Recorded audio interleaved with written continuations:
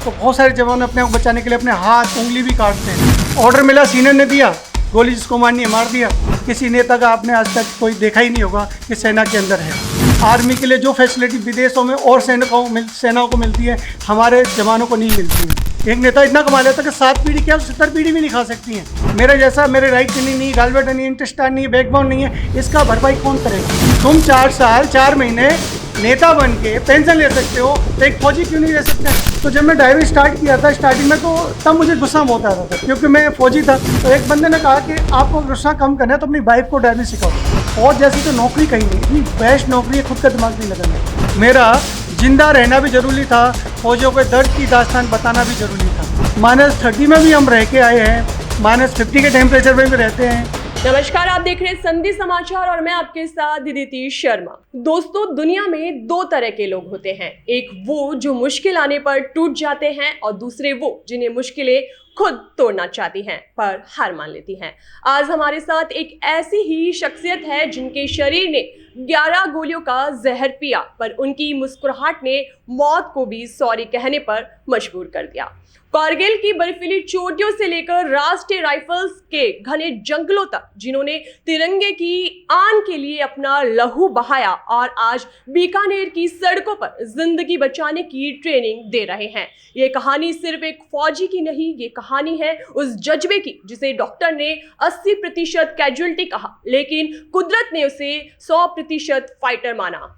आज हमारे खास मेहमान हैं सूबेदार कुलदीप गौतम जी। साहब, आज आपसे सवाल जवाब नहीं होंगे, आज आपसे उस खौफ और खुददारी की दास्तां सुनी जाएगी जिसे सुनकर पत्थर भी मौम हो जाए। आपका बहुत बहुत स्वागत है हमारे चैनल में। जय हिंद, जय भारत, जय महार, जय श्री राम। चाहे पड़ रही धूप कड़ी हो, बरसा की लग रही झड़ी हो, आंधी या तूफान उठा हो, चमक पड़े बिजली चम चम चम, तो भी कान न छोड़े हम, धर्म से मुंह न मोड़े हम, कठिनाई से कभी न डरते, आगे बढ़ते कदम कदम। वीर भारत के बालक हम हैं, महार सैनिक हम। मैं कुलदीप गौतम, युद्ध घायल सैनिक। मुझे गर्व है, मैं भारतीय हूँ, हिंदुस्तानी हूँ और ब्राह्मण कुल में मैंने जन्म लिया है। ब्राह्मण एक जाति नहीं, ब्रांड है, वो ब्रांड जिसको प्रमाण की जरूरत नहीं है। आपका बहुत बहुत स्वागत है। मैं आपसे जानना चाहूंगी, जब आपके सीने में 11 गोलियां लगी तो उस वक्त आपके दिमाग में क्या था? जब तक आपकी रिकवरी टीम नहीं आई थी, आप क्या सोच रहे थे? आपको उस समय मौत का डर था या फिर अपने तिरंगे का वो मान था? देखो, फौजी कोई भी हो, उसे मौत का डर होता ही नहीं है। उसे जहाँ होता है उसे वो अपना कामयाबी के लिए सोचता है। किसी जंग में है, कोई टास्क में है, जब तक उसे पूरा नहीं करता है उसी के लिए सोचता है। ना उसे मरने का डर होता है, ना उसे अपने परिवार की चिंता होती है, बस उसे अपने तिरंगे की, अपने नाम की। जैसे हमारी पहचान है नाम नमक निशान, हमारा वजूद ही यही है। हमारी यूनिट का जो लोगो है नाम नमक निशान, हम 3 चीज़ के लिए हमारी यूनिट जानी जाती है। मेरा यूनिट वैसे जो मदर यूनिट है वो महार रेजिमेंट है, और मैं जिस टाइम गोली मुझे लगी थी मैं उस टाइम 30 राइफल में था। तो हम किसी पेट्रोलिंग करके वापस लौट रहे थे। लौटने में हमारी टीम के ऊपर उग्रवादियों ने अटैक किया, जिसमें हमारे सचिव साहब भी थे और हमारी क्यूआरटी टीम थी और कुछ हम जवान छुट्टी वालों को साथ लेके आ रहे थे।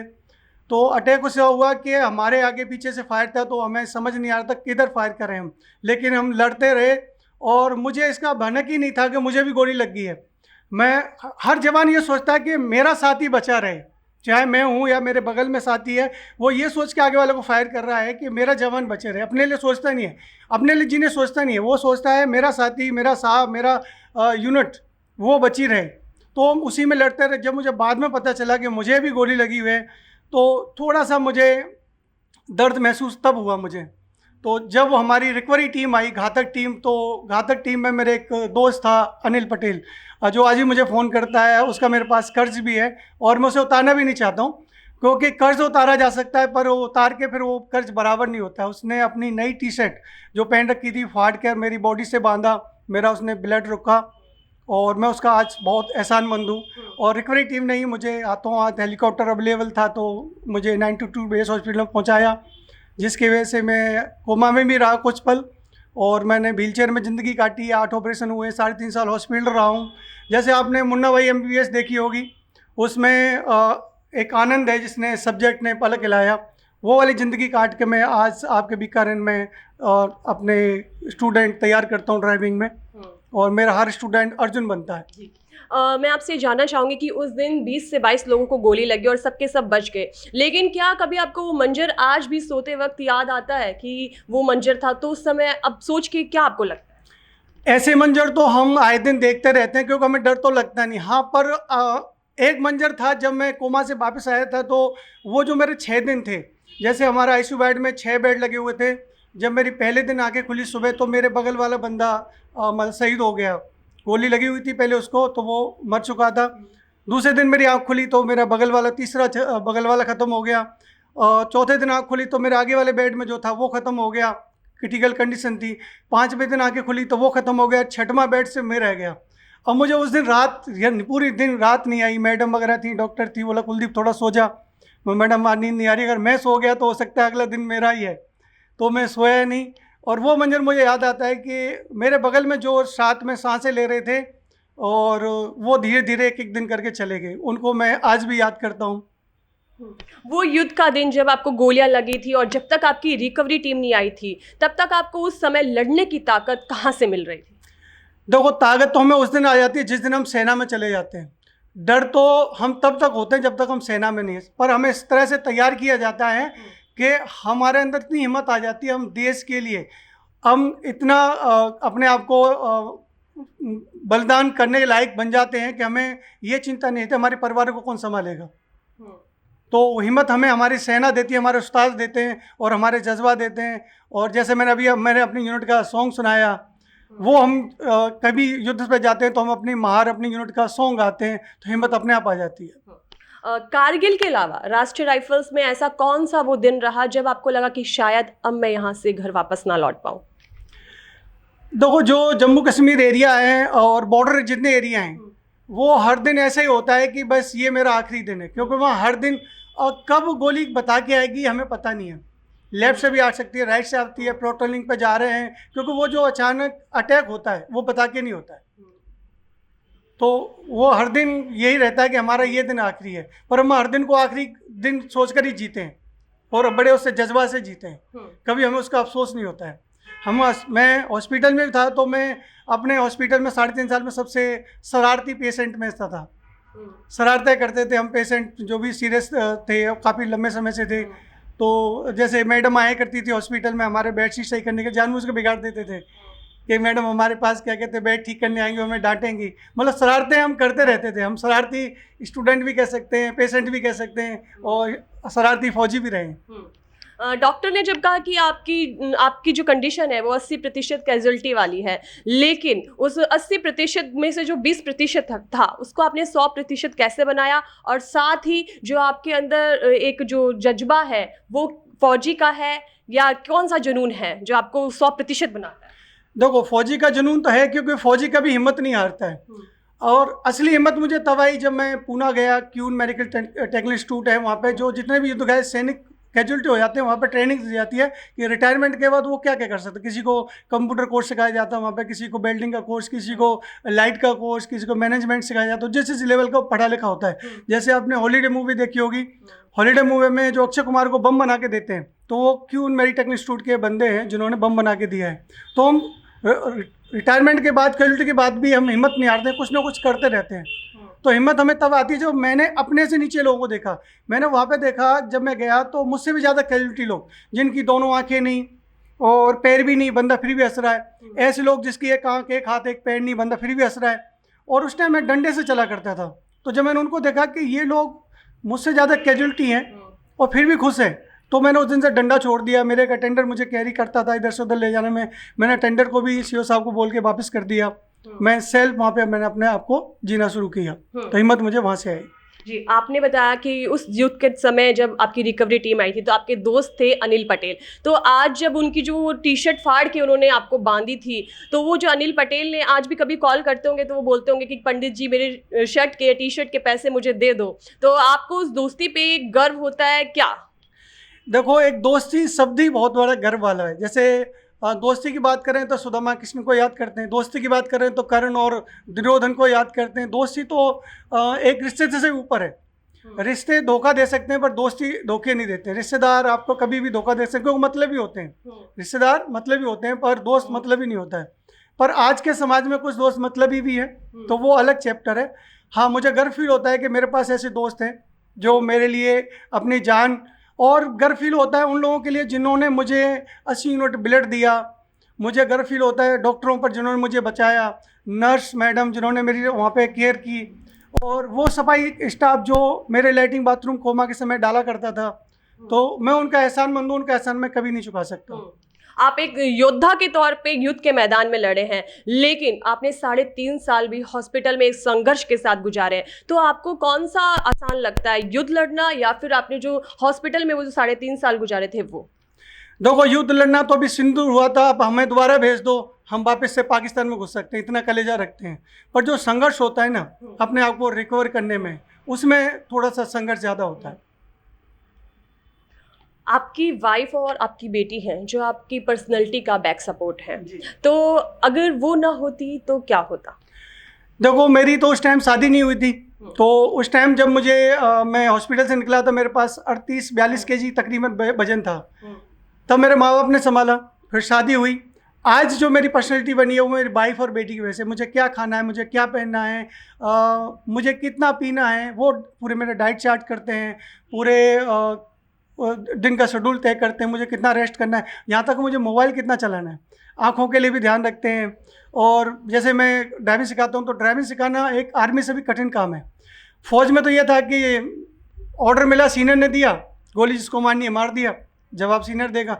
यहाँ पे ड्राइविंग सिखाना बहुत टफ है। लेफ्ट देखो, राइट देखो, आगे वाले देखो, पीछे वाले देखो, खुद को बचाओ, सामने जो ड्राइविंग सीख रहा हो उसको बचाओ। तो उस थकान की सब में जब थकान थक जाता हूँ तो मुझे वापस मेरी जो पर्सनैलिटी रिकवर करते हैं तो मेरी वाइफ और मेरी बेटी है। आपको सबसे ज़्यादा डर कब लगा था, जंगल में या फिर ऑपरेशन थिएटर के सन्नाटे में? मुझे डर तो सच कहूँ तो मुझे डर तो कभी लगा ही नहीं, और नहीं किसी फौजी को डर लगता है। वो आज आपको ऐसे खुद टाँके मार के भी आपको दिखा सकता है। ऐसे हमने बहुत सारे देखे हमने जवानों को, जो सियाचिन ग्लेशियर है जहाँ -30 रहता है, तो वहाँ हालत ये होती है कि हम अगर बिना हैंड ग्लव्स के किसी चीज़ को छू लेते हैं तो हमारी नसें चमड़ी गलने लग जाती है।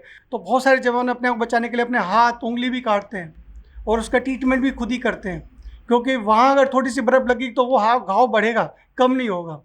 तो हमें दर्द का तो हमें एहसास होता ही नहीं है। आज के लड़कों की बात करें तो आजकल लड़के छोटी सी चोट लगने पे भी रोने लग जाते हैं, और आप 11 गोलियां खा के भी मुस्कुरा रहे हैं। तो क्या आज के लड़के या आज की जो युवा पीढ़ी है वो कमज़ोर है, या फिर आप लोग पत्थर के बने हो? नहीं, उन नई पीढ़ियों को कमज़ोर नहीं कह सकते, पर उनको क्या है कि कहते हैं ना कि जिसकी रही भावना जैसी प्रभु मुहूर्त देखे तन वैसी। तो अभी क्या बच्चे हैं, उनको कोई ट्रेन नहीं किया है, अगर उनको भी ट्रेनिंग मिल जाए तो वो भी हमारी तरह मौजूद बन सकते हैं। जैसे बहुत सारे देशों में हर किसी परिवार से एक सैनिक होता है आर्मी के अंदर, और उसका परिवार स्ट्रॉन्ग होता है, तो उनको वो ऐसी एहसास होता ही नहीं है। पर हमारे देश में क्या है, किसान का बेटा, मिडिल क्लास का बेटा, वही हमारे क्या है सेना में होगा। किसी नेता का आपने आज तक कोई देखा ही नहीं होगा कि सेना के अंदर है। देश के लिए जितना आर्मी करती है उतना क्या गवर्नमेंट से उनको बेनिफिट मिलता है? बड़े अफसोस से कहना पड़ता है कि इतनी गवर्नमेंट हर साल चेंज होती हैं, पर जितना आर्मी करती है उतना उन बेनिफिट मिलता नहीं है। हर बार हर बजट में बेनिफिट उनके लिए काट दिए जाते हैं। चाहे अभी का बजट देख लो या अभी से 70 साल पहले का बजट देख लो, आर्मी के लिए जो फैसिलिटी विदेशों में और सेनाओं को मिलती है, हमारे जवानों को नहीं मिलती है। चाहे वो कैजुअल्टी जवान के लिए हो या फिर वो रिटायरमेंट जवान के लिए हो, उनकी जो फैसिलिटी हैं धीरे धीरे कम होती जा रही हैं। यहाँ देखा जा रहा है कि एक जवान 20 साल 40 साल BSF वगैरह की 40 साल सर्विस होती है, वो करके सर्विस आ रहा है, उसको एक पेंशन मिलना भी बहुत मुश्किल हो रहा है, टाइम पे भी नहीं मिलती है, कई बार ऐसा होता है। लेकिन एक नेता अगर वो 4 महीने भी अगर उसने किसी भी विभाग में उसने अपने आप को दिया है तो उसकी, और 4 बार दिया, कभी MLA MP पार्षद, तो उसकी 4-4 पेंशन चल रही है। अगर देश में एक कानून बनाना चाहते हैं तो एक पेंशन सबकी होना चाहिए, चाहे वो आम सिविल कोई भी हो, पेंशन सबका हक है, क्योंकि बुढ़ापे का सारा पेंशन होती है, जो गवर्नमेंट ने बहुत सारे विभागों में कट कर दी है। ये बहुत गलत है। अगर कट करना है तो पहले अपने राजनेताओं की करो, खुद की करो। तुम इतना कमा लेते हो कि जिसका तुम्हारी 7 पीढ़ी भी खा नहीं सकती, इतना कमा लेता है एक नेता। एक नेता इतना कमा लेता है कि 7 पीढ़ी क्या 70 पीढ़ी भी नहीं खा सकती हैं, और तुम एक फौजी के लिए पेंशन टाइम पर नहीं दे रहे हो, उसकी जो बेनिफिट्स उनको काट रहे हो। कुछ तो शर्म करो। जो तुम्हारे लिए, तुम्हारे परिवार के लिए अपने आप को बलिदान कर रहा है, कुर्बान कर रहा है। तुम ऐसा लगता है कि बजट देते समय तुम्हारी किडनी मांग ली फौजी ने? ऐसा क्यों लगता है? जब फौज लड़ने जाता है वो अपने जान को नौछावर कर देता है। मेरे जैसा, मेरे राइट किडनी नहीं, गॉलब्लैडर नहीं, इंटेस्टाइन नहीं, बैकबोन नहीं है, इसका भरपाई कौन करेगा? जब हम भर्ती होते हैं तो हमें फिट फॉर हमें लिया जाता है, अनफिट हो जाता है तुम वापस कर देते हो। बेनिफिट क्यों नहीं दे रहे हो? बेनिफिट कम क्यों कर रहे हो? अभी लेटेस्ट 2026 का बजट देख लो, क्या दिया सेना को। गरीब गरीब हो रहा है, अमीर अमीर हो रहा है, ऐसा बजट बन रहा है। हम कौन सी सरकार पर गर्व करें? हमारे परिवार को कुछ होता है, हमारे सपोर्ट में कौन खड़ा है? प्रशासन भी हमारी ढंग से टाइम पे मदद नहीं करता है, कोई मदद नहीं करे टाइम पे। आप आज के हालत ये है कि मीडिया के पास जाना पड़ता है, हमें ऊपर विभाग में लेटर डालना पड़ता है, तब हमारे लोग मदद में आते हैं। अगर हम देश के लिए लड़ते हैं तो हमारे सपोर्ट में भी लोग होना चाहिए। जिस दिन कोई सिंदूर ऑपरेशन होता है या फिर कोई युद्ध लगता है, उस दिन फौज क्यों याद आती है? बाकी टाइम युद्ध क्यों नहीं आती है? तुम बेनिफिट के टाइम क्यों फौज को भूल जाते हो? बाकी टाइम तो तुम्हें याद नहीं आता है।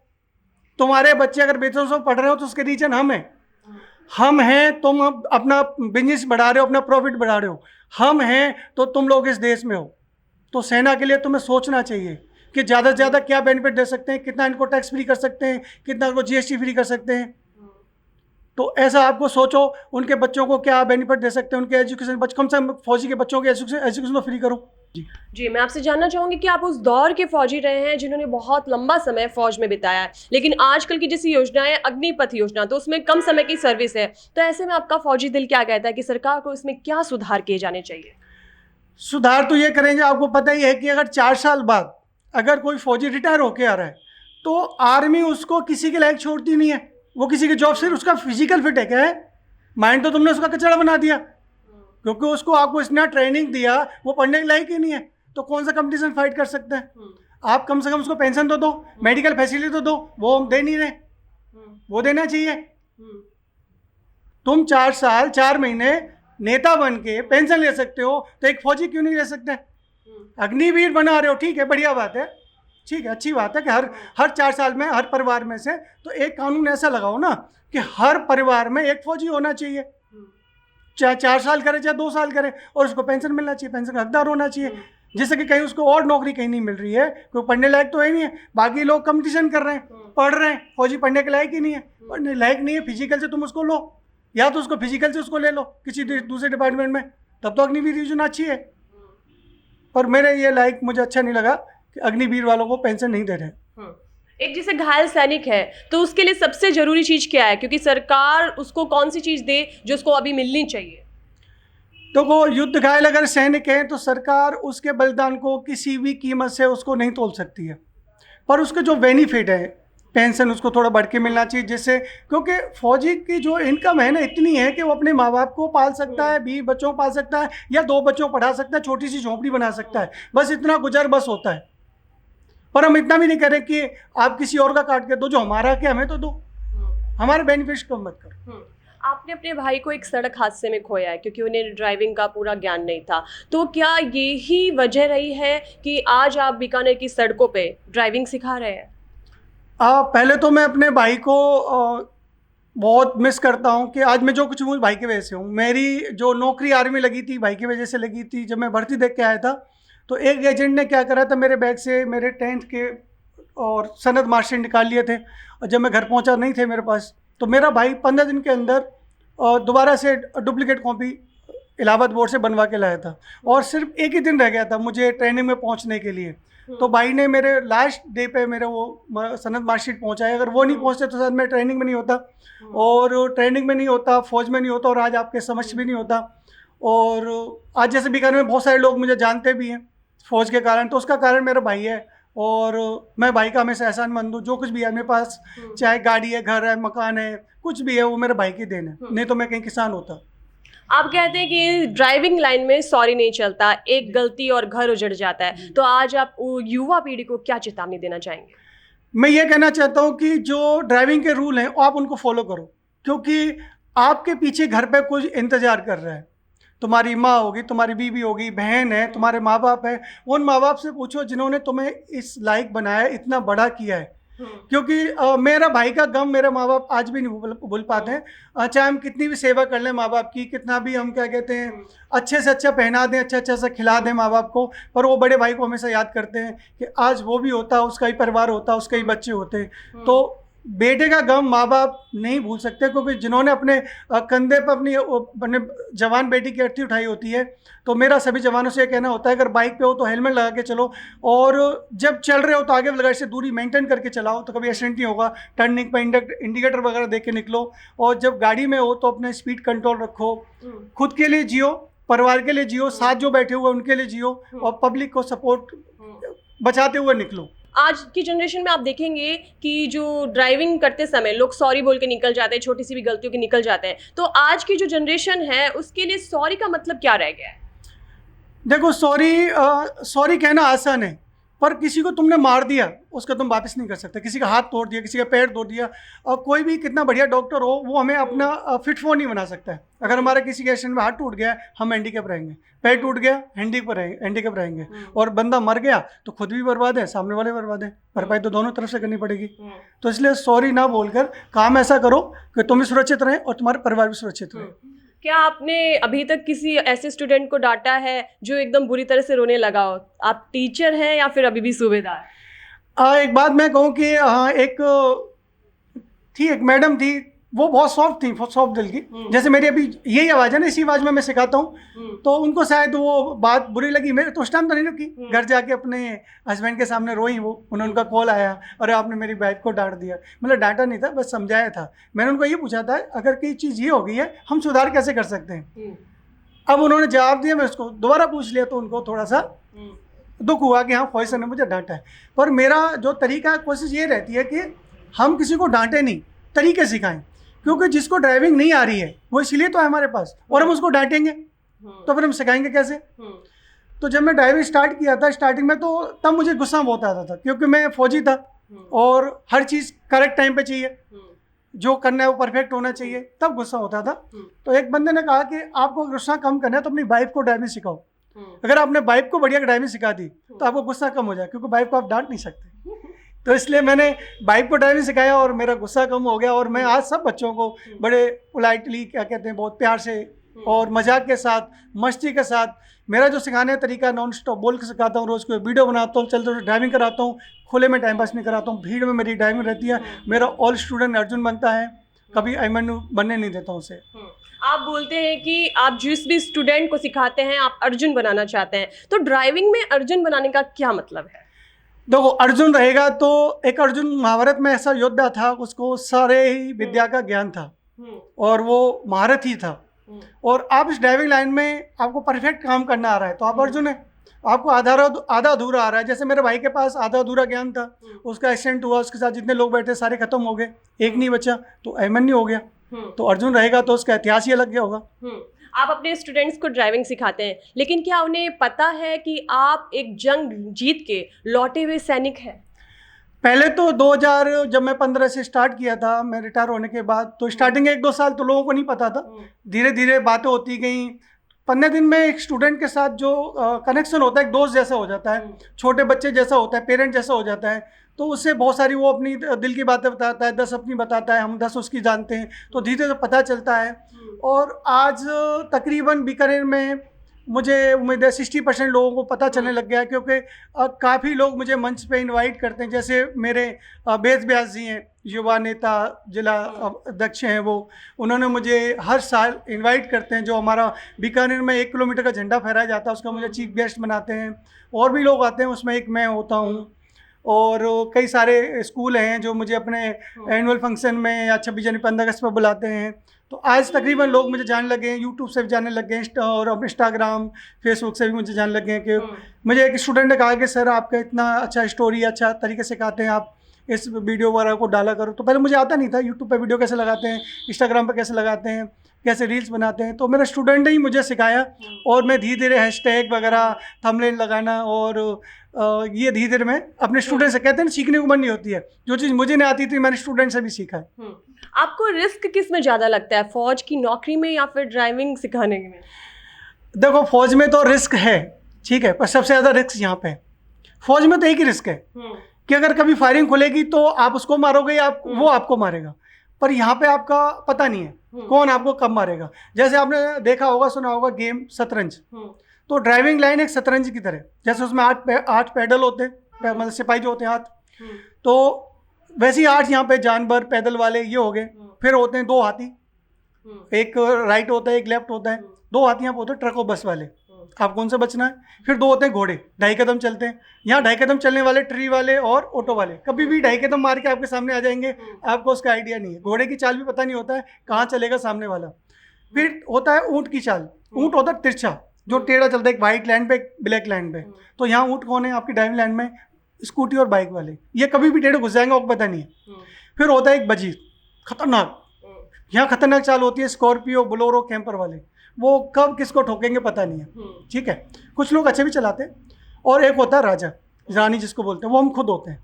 ड्राइविंग का शतरंज का एक नियम है कि खुद की गोटी खुद को नहीं खाती है, पर ड्राइविंग में कोई किधर से आके ठोक सकता है, यहाँ कोई भी किसी को खा सकता है। तो यहाँ रिस्क ज़्यादा है। फौज में तो मैं मानता नहीं इतना रिस्क है, क्योंकि रिस्क तो आप चल रहे हो तो बाइक चल रहे हो तभी मौत आ सकती है।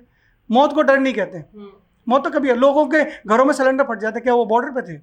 मेरा भाई एक्सीडेंट मर गया, क्या बॉर्डर पे था? फौज जैसी तो नौकरी कहीं नहीं, इतनी बेस्ट नौकरी है, खुद का दिमाग नहीं लगाना है। सीनियर ने ऑर्डर दिया, बस फॉलो करो, मस्त करो और यार दोस्तों से मजे करो, इतनी मस्त की नौकरी है। आदमी बहुत सारे मस्ती के पल हैं जिनको मैं बहुत बार याद करता हूँ।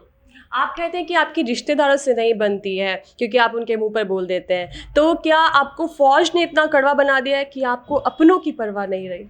नहीं, फौज किसी को कड़वा नहीं बनाती है, फौज तो एक हॉनेस्टी और ईमानदार बनाती है और सच बोलने वाला बनाती है। और रिश्तेदारों की बात करें तो रिश्तेदार हैं, मतलब ही होते हैं, जब तक मतलब ही हैं, मतलब है आपको फ़ोन करेंगे, आपको टाइम देंगे, आपसे कैंटीन का सामान चाहिए, आपको मेडिकल फैसिलिटी चाहिए या उनसे और कोई नीड है, जब तक ज़रूरत ख़त्म, आपकी इज्जत ख़त्म और आप बुरे हो गए। मतलब आप अगर किसी की बराबरी नहीं कर सकते तो आप बुरे हैं। पर फौज क्या है, किसी की बराबरी के लिए नहीं होती है, फौज तो एक आप किसी को बना रही है। फौज में अगर जो बंदा पहुंच गया ना, कुछ बन के ही आएगा, जैसे मैं आज के बन के कुछ आया हूँ आपके सामने। एक तरफ आप कहते हैं कि आपकी रिश्तेदारों से नहीं बनती, दूसरी तरफ आप दोस्ती की मिसाल देते हैं, तो दोस्ती की मिसाल और रिश्तेदारी में क्या फ़र्क रहता है? देखो, रिश्तेदारी में ये कहूँगा कि अगर किसी भी रिश्तेदार को आज फ़ोन कर दूँ, चाहे वो लाख रुपए महीने कमाता है या करोड़ रुपए महीने कमाता है, और मुझसे कह दूँ मुझे 50,000 की ज़रूरत है या मुझे एक ब्लड यूनिट की ज़रूरत है, वो नहीं देगा। मेरे दोस्तों ने 80 यूनिट ब्लड दिया है, मैं उनका एहसानमंद हूँ। मेरे फ़ौज के बाद और फ़ौज के अभी भी, और मेरी दोस्ती बचपन से भी बहुत अच्छी रही है। हम 5-6 दोस्त थे जिन्हों में से कभी बीच में तू में हुई है और अभी साथ हैं, 3 तो अभी है साथ हैं, 3-4 हैं हम साथ में। और फौज की दोस्त की बात करें तो फौज जैसी दोस्ती होती नहीं है। अगर जीवन में आपको भी कभी दोस्ती करने का मौका मिले तो किसी फौजी से करना, क्योंकि फौजी को 2 ही चीज़ करनी आती है, वार या प्यार, और वो डबल करता है सामने वाले से। अगर उससे दोस्ती की है तो वो दोस्ती डबल करके निभाएगा, दुश्मनी करी है तो वो भी डबल करके निभाएगा। तो इसलिए दोस्ती को मैं नंबर 1 पर रखूँगा और रिश्तेदारी को तो कहीं नंबर है ही नहीं। आप कहते हैं कि आप जहाँ खड़े होते हैं लाइन वहीं से शुरू हो जाती है, तो ये आपके रौब का फ़र्क है या आपका खौफ है? देखो, आर्मी तो एक क्या है कि रौब अलग ही है, और खौफ ये है कि हम कभी किसी से डरते नहीं है। सिविल का बिगड़ा हुआ फौज में सुधर सकता है, पर फौज का बिगड़ा हुआ वो कहीं नहीं सुधरता है। वो अपने एक कहते हैं सरकारी गुंडे, आजकल इंस्टाग्राम पर बहुत रील चलती है कि फौजी एक सरकारी गुंडे हैं। हम सरकार के लिए काम करते हैं और वो काम करते हैं जो सिविलियन आदमी वो जज्बा होता ही नहीं है। हजारों की भीड़ हो, लाखों की भीड़ हो, उसमें आप सिविल ड्रेस में डॉक्टर को छोड़ देना, पुलिस को छोड़ देना, इंजीनियर को छोड़ देना और एक फौजी को छोड़ देना, हजारों लाखों की भीड़ में एक फौजी अलग ही पहचाना जाएगा, वो दिखेगा कि ये फौजी है। अगर आपको अपनी पूरी ज़िंदगी को एक शब्द में समेटना हो तो वो शब्द क्या होगा और क्यों? शब्द होगा कि मैं दोबारा फौजी बनूं और मैं देश के लिए जीऊँ दोबारा से। मुझे अगर कभी मौका मिला तो मैं दोबारा देश के लिए और सेना के लिए अपना आपको कुर्बान करूँगा। आपकी पर्सनैलिटी है जो एक सख्त और सुलझे हुए इंसान की है, तो इसके पीछे कितनी लड़ाइयाँ छुपी हैं? लड़ाइयाँ तो बहुत हैं, क्योंकि ज़िंदगी एक आसान नहीं है। जैसे गाड़ी चलाना बहुत मुश्किल, सीधा चलाना बहुत मुश्किल है, टेढ़ा मेढ़ा तो भागती है स्टीयरिंग, उसको सीधा कंट्रोल करना बहुत मुश्किल है। ऐसे ही अपनी जो ज़िंदगी है ना आम आदमी की, वो बहुत ही आसान नहीं है। आए दिन उतार चढ़ाव चलते रहते हैं, कभी कोई रिश्तेदार, कोई पड़ोसी, कभी के ड्राइविंग लाइन में किसी से तू मैं, तो इसको आसान नहीं कह सकते। बहुत आम आदमी की ज़िंदगी बहुत टफ है। आपका जो बुरा वक्त रहा है उसको याद ना करने की आदत आपने कैसे सीखी? हाँ, बुरा वक्त मैं इसलिए याद नहीं करता हूँ कि जो हमारा गुजर गया है उसको सही नहीं कर सकते हैं। जो बुरा हो गया वो हो चुका है, पर मैं आज में जीना चाहता हूँ।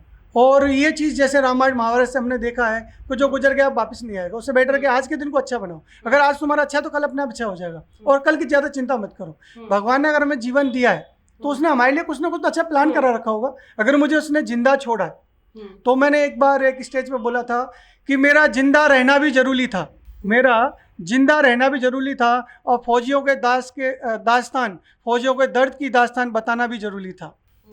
तो मेरे को जिंदा रखा है भगवान ने। मेरी राइट किडनी मुझसे छीन लिया, किडनी नहीं है, गॉलब्लैडर नहीं है, इंटेस्टाइन नहीं है। तो हो सकता है उस टाइम मैं शहीद हो जाता, मेरे नाम पे स्कूल खुल जाता है या कोई मार्च बन जाता, स्टैचू बन जाता, वहीं तक कहानी बनती। पर इतना लोग आज मुझे जानते हैं, पहचानते हैं, मेरे संघर्ष को समझ रहे हैं, तो मैं इस चीज़ के लिए अफसोस नहीं करता हूँ। चलो ठीक है, जो हो गया हो गया, पर आज का वक्त अच्छा चल रहा है, उसको अच्छा बना के आप चलो, हमेशा खुश रहोगे। और हमेशा दूसरों को देखो, तुम्हारे पास क्या है और उसके पास क्या नहीं है। अगर मैं देखूँ अंबानी के पास बहुत कुछ है, या पहलवान पहलवानी कर रहा है, मैं जिम नहीं जा पाता हूँ। हाँ, मैं जिम नहीं जा पाता हूँ, कोई दिक्कत नहीं है, पर मैं ठीक है उतना तो हूँ कि माँ बाप के सामने बैठा हूँ, एक बच्चों के लिए बाप बैठा हूँ, पत्नी के लिए पति के रूप में बैठा हूँ, तो मैं उसमें खुश हूँ। वो लोग खुश हैं, मैं खुश हूँ। अगर आज की युवा पीढ़ी आपसे पूछे कि साहब खुश जिंदगी में खुश कैसे रहा जाए, तो आप उन्हें क्या कहेंगे? मैं उनको कहना चाहूँगा कि आप दुख कितना भी कर लो, आप दुख की भरपाई नहीं कर सकते हैं। खुश रहना है तो आप कारण मत ढूंढो, खुश होने के बहाने बनाओ। आप हर पल को एंजॉय में जियो। जैसे हमारे बहुत सारे हमने संघर्ष जिए हैं। जैसे हम एक बार स्टार्टिंग में जब मैं ट्रेनिंग करके हम जो पहली बार हम यूनिट जा रहे थे, तो हमारी पोस्ट भीम पोस्ट में थी, और काफ़ी ड्राई सेक्टर के उसमें काफ़ी ऊंची पहाड़ी पे थी। तो जब चढ़ रहे थे हम, तो वहाँ बर्फ़ थी, इतना हम अंदर बर्फ़ में जा रहे थे। तो मैं अपने जो हमारे टीम चढ़ रही थी, हम उससे कह रहे थे यार हमसे कसम तो ये खिलाई गई थी कि हम हवा के रास्ते, पानी के रास्ते, ज़मीन के रास्ते, जहाँ भेजा जाएगा हम जाएंगे, पर ये तो बताया नहीं था कि बर्फ़ के रास्ते भी जाएंगे। यार हमको फंसा दिया यार।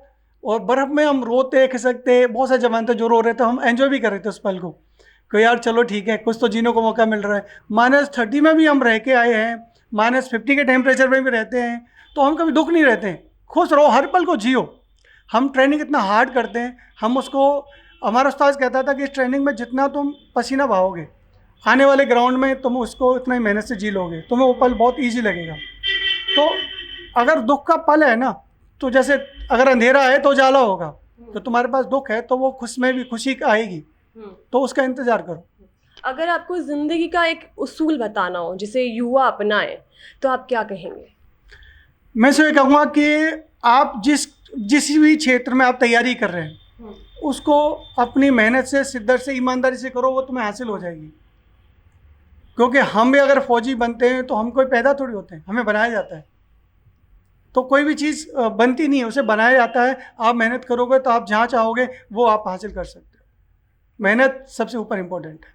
अब मैं आपसे कुछ जानना चाहूँगी कि आपको क्या अच्छा लगा, बीकानेर की गर्मी या कश्मीर की ठंड? देखो, हम तो फौजी हैं, हमें ना तो गर्मी का सहन होता, गर्मी भी सहन कर लेते हैं और सर्दी भी सहन कर लेते हैं। -30, -40, आज भी अगर गूगल करेंगे तो सियाचिन ग्लेशियर में पड़ रही है, और हमारे जवान आजकल तो बहुत रीलें आ रही हैं, बर्फ़ में हैं। हमारे टाइम में ये कैमरे, मोबाइल नहीं थे, तो हमारे तो जो अभी हम बता रहे हैं, जो हमारे साथी लोग हमें बता रहे हैं, तो हमारे बारे में ही बता रहे हैं कि हमने भी ऐसे दिन काटे हैं। और गर्मी की बात करें, जैसलमेर बाड़मेर में हम टेंटों में रहते हैं, 55-50 का टेम्परेचर चला जाता है। तो फौजी को तो इस तरह से तैयार किया जाता है, चाहे आंधी हो, तूफान हो, कोहरा हो, और या कभी भूकंप आ गया हो, दलदल हो, आपका बाढ़ आ गया हो, वो हर उसमें अपने आप को मैनेज कर लेता है। आप किसे ज़्यादा मानेंगे, बीकानेर के लोगों को या आर्मी के दोस्त को? देखो, बीकानेर में तो मैं अभी 10-12 साल से हूँ, तो कुछ ही लोगों से मेरी अच्छी दोस्ती है, पर जो आर्मी में मेरे साथ थे या मेरे बचपन के दोस्त थे, मेरा एक जन्म ब्राह्मण परिवार में हुआ, और मेरे माँ बाप भी अच्छे हम ब्राह्मण परिवार से हैं। मेरे फादर भी जॉब करते थे, पर बड़ा परिवार होने के बाद हमें उतनी सब कुछ फैसिलिटी नहीं मिली जो मिलनी चाहिए। हमारे पास टाइम साइकिल थी, लोगों के पास बाइकें थी, पर हम उसमें भी खुश थे। हम खेत का भी करते थे, गाय भैंस का भी करते थे, पढ़ने भी जाते थे और दोस्तों के साथ मस्ती भी करते थे, कुश्ती कबड्डी ये सब खेला करते थे। तो और बीकानेर के लोग कम, और फौज के जवान की करें तो दोस्तों की, तो फौजों के साथ मैंने 20 साल नौकरी की है और 20 साल में वो हमारे माँ बाप भी हैं, दोस्त, तो एक हमारे भाई भी हैं, बहन भी है, दोस्त भी हैं, क्योंकि हमें फ़ौज में पूरे साल के अंदर 2-3 महीने छुट्टी मिलती है। कई बार ऐसी वक्त भी होता है कि हमने 1-1 महीना भी छुट्टी काटी है जब बॉर्डर पर सेना होती है। हर जवान को आने का मौका नहीं मिलता है, तो वो हमारे दुख में खड़े हैं, खुशी में खड़े हैं और फ़ौज के दोस्त मेरे लिए ज़्यादा बढ़कर है। और एक चीज़ कहूँगा कि एक वक्त था कि दोस्ती में, कि मेरा एक दोस्त था, शादी करके आया था, आपके मन से बताना चाहूँगा कि उसको वाइफ अनपढ़ मिल गई। जब शादी करके आया तो वो 7-8 दिन किसी से बात नहीं करे, जबकि जब पहले क्या होता था, पत्र व्यवहार होता था, जैसे बॉर्डर मूवी में संदेश आते हैं तो पत्र साथ बैठ के पढ़ा करते थे, बड़ा अच्छा लगता था। आजकल तो मोबाइल का ज़माना है और वो पहले जैसा रिलेशन दोस्तों में फ़ौजों में रहा भी नहीं है, फ़ौजियों में। तो पत्र हमने उससे पूछा, यार क्या बात है हरपाल, यार दुखी क्यों है? यार क्या बताऊँ, ज़िंदगी ख़राब हो गई, मैं तो फ़ौजी, मेरी वाइफ भी अनपढ़ आ गई, अब बच्चे होंगे तो उसे पढ़ाएगा कौन, देख रहे कौन करेगा, कम से पढ़ी लिखी होती बच्चे संभालती। तो उस बेचारे ने अपनी ज़िंदगी बोला, अब छुट्टी भी नहीं जाऊंगा मैं। उसमें तेरी उसकी क्या गलती है? जिसने शादी करवाई उसकी गलती है। पर वो सदमे से वापस नहीं आया। तो फिर मेरा एक और दोस्त था, हम बहुत कमीने दोस्त थे। तो एक सिनोद नाम का गुज्जर मेरठ से था, वो छुट्टी जा रहा था, मैंने उसको पत्र लिख के दिया उसकी वाइफ के नाम से, और मैं तो ऐसा करना वहाँ से पोस्ट कर देना। और उसने पोस्ट किया, उसकी वाइफ ने पढ़ा, उसने हस्बैंड ने पढ़ा, हरपाल ने पढ़ा तो बड़ा खुश हुआ। उसने आगे मुझे सुनाया, बोले यार तेरी भाभी ने पत्र भेजा। मैं वो तो अनपढ़ थी, बोले यार पता नहीं किसे लिखवाया उसने, ऐसे ही लिख रहा है। उसमें बहुत लिखा था, इसमें मेरी कोई गलती नहीं है, मैं अनपढ़ हूँ, तो इस बताइए मेरा भाग्य मैं कहाँ जाऊँगी, मैं किसके भरोसे हूँ। मतलब बहुत दर्द भरा मैंने लेटर लिखा था उस टाइम। तो जब उसने पत्र पढ़ा, मैं चल ठीक है, तो बढ़िया बात है ना यार कि तेरे लिए क्या जीवन में, चलो उसको एक्सेप्ट हो रहा है कि तुझे दुख हुआ है, मैं अब छुट्टी जाना। आज उसके 4 बच्चे भी हैं। और जब मैं उनसे मिलने गया तो वाइफ को नहीं पता था ना, उसको पता था कि पत्र किधर से, इधर से मैंने एक पत्र डाल दिया था उस वाइफ के लिए, वाइफ ने फिर जवाब भेजा था, वापस ऐसे पत्र व्यवहार हो गया। तो मतलब हम इस तरह की शरारतें भी करते थे कि जो दोस्त दुखी है तो उसको कभी दुखी नहीं रहने देते थे। जैसे कोई जवान छुट्टी जा रहा होता तो हम उसकी फेयर एंड लवली निकाल कर उसमें ओडोमॉस भर देते थे और आगे फेयर एंड लवली लगा देते थे। जब उसकी वाइफ फेयर एंड लवली लगाती थी, एक दिन तो फेयर एंड लवली, दूसरे दिन ओडोमॉस, तो वो अपने पति से लड़ती थी, बोले ये क्या लेके आए ओडोमॉस इसमें फेयर एंड लवली में। तो मजाक ही बहुत रहे, बहुत हमने मस्ती करी है। आपकी लाइफ की कोई ऐसी गलती जो आपने की हो अपनी ज़िंदगी में? गलतियां तो देखो होती रहती हैं, सज़ा भी बहुत खाई है हमने। गलती के लिए तो ऐसा कोई खास, ऐसा कोई गलती नहीं है जिससे कहें कि हमने भाई इतनी बड़ी गलती कर दी है। ऐसा हमारी लाइफ में ऐसा कुछ गलती का पल आया ही नहीं है। दुश्मनी या दोस्ती आपके लिए सबसे ज़्यादा क्या है जिसे आप अच्छे से निभाएंगे? मैं जैसे अगर पुराने अपने फौजी दोस्तों की बात करूं तो मैं आज भी दोस्ती निभाता हूं। और पुराने जो दोस्तों के साथ करें तो उनके साथ भी अच्छी दोस्ती निभाता हूँ। जैसे पुराने दोस्तों में मेरे लंगोटिया यार, मेरा पीताम्बर जो आज आचार्य जी है, भागवत वगैरह करता है। एक मेरा दोस्त है ताऊ का लड़का, वही फौज, मैं अपने परिवार का पहला फौजी हूँ जो फौज में गया था। उसके बाद मेरा ताऊ का लड़का भी फौज में गया हुआ है। और एक और टपोरी दोस्त है मेरा मनोज, हम 4-5 हैं। एक अभिनव हुआ करता था, वो अपने एक स्कूल खोल के बैठा हुआ है। फौजी दोस्तों की बात करें तो फौजी दोस्तों के लिए मैं आज भी खड़ा हूँ और पहले भी खड़ा रहता था। और दुश्मनी की बात करें, हम जिससे दुश्मनी करते हैं वो हम डबल करके दिखाते हैं। दोस्ती भी डबल करते हैं और दुश्मनी भी डबल करते हैं।